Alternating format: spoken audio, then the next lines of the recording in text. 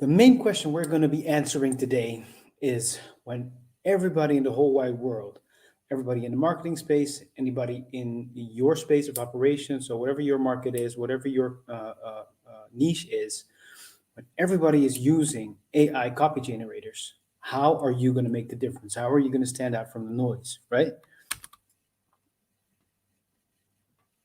And for anybody that hasn't really grasped yet exactly what we're talking about, I'm gonna let you watch this really quick video because our people at South Park did not disappoint once again.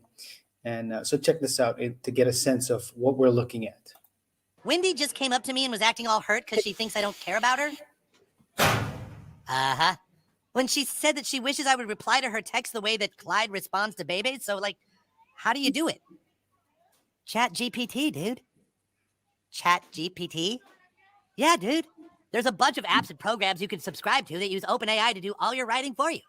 People use them to write poems, write job applications, but what they're really good for is dealing with chicks. Here, check it out. There's tons of Chat GPT apps for your phone. So then I can take whatever latest dumb thing Bebe texted me, I copy it, then I open the GPT app, click respond to, paste her text here, hit write, it just thinks for a second. You would look great with any length of hair, trying a new look could be fun. Copy that into messages and send it off. It's super easy and convenient, and it saves me a ton of time because she texts me so goddamn much. Jesus Christ!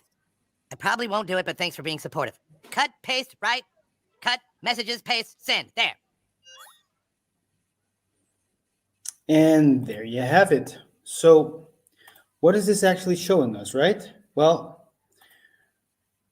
what this is showing us, according to us, is that the AI revolution is right here. It's not a question anymore of is it already coming? When is it going to be here? Is it going to impact our lives directly? It already is, and it already has.